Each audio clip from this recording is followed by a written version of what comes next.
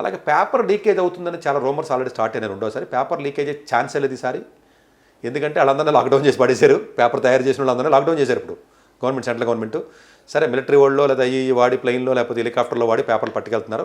ఆ ఛాన్స్ ఉండదు. అలాంటి రూమర్స్కి మీరు లోన్ అయ్యి గమ్ముని ప్యానిక్ అవ్వకండి దయచేసి. అది వదిలేయండి, ఆ పాయింట్ వదిలేయండి.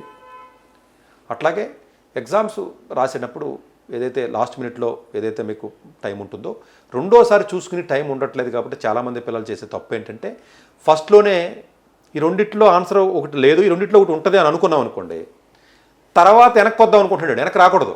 థియరీ క్వశ్చన్లు అయితే పర్టికులర్గా ఆ రెండింటిలో అప్పుడే పిక్ చేసేయండి. ఏమవుద్దంటే వెనక్కి వచ్చి మళ్ళీ అన్ని చూసుకునే టైం ఉండదు. ఎప్పుడు ఉంటుంది అంటేనండి అలా అవాయిడ్ చేసిన 10 ఉంటే చేయగలడు, ఎక్కువ ఉంటే.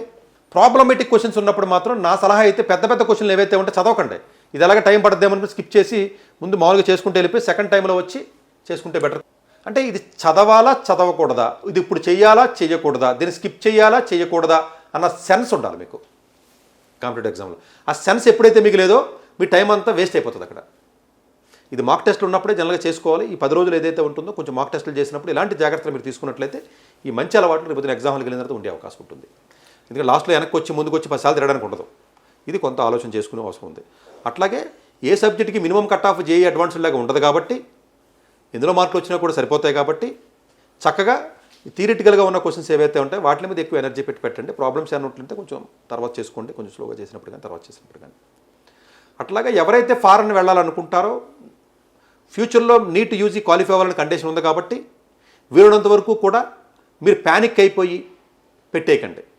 అలాగే చాలామంది స్టూడెంట్స్కి 300 స్కోర్ వచ్చే వాళ్ళు ఉంటారండి. కేటగిరీ సి డబ్బులు పెట్టి కొనుక్కోగలరు. ఎక్కువ మార్కులు రావాలని చెప్పి పెట్టి మైనస్లు అయిపోయి 200 కూడా రావట్లేదు. వాడికి మంచి కాలేజీలు ఏ శ్రీరామచంద్ర ఏ మణిపాల్ లాంటి కాలేజీకి వెళ్దామని ఇల్లుకంట అయిపోతున్నారు. సో ఎవరైతే కేటగిరీ సీకో బీకో మీకు మార్కులు తక్కువ వస్తున్నాయో ఆ మార్కులన్నా మీరు హోల్డ్ చేయండి. 500 550 రావాలని ఆవేశపడి ఎక్కువ పెట్టి చాలామంది పిల్లలు వాళ్ళ కెరియర్ని పాడు చేసుకుంటున్నారు. మా నాన్నకి డబ్బులు ఖర్చు అయిపోతున్నాయి, మా నాన్నకి డబ్బులకు నేను వేస్ట్ చేయకూడదు, నేను బాగా రాసేయాలి, 500 రైట్ అయిపోతే లాటరీ కొట్టేస్తానని ఎగ్జామ్కి వెళ్ళింది లాటరీ చెక్ చేస్తున్నారు. వీళ్ళు దయచేసి అలా చేయకండి. అక్కడ ఎమోషన్ ఇన్బ్యాలెన్స్ అవ్వకూడదు, ఎమోషన్ ఎట్టి పరిస్థితుల్లో మీరు పోకూడదు.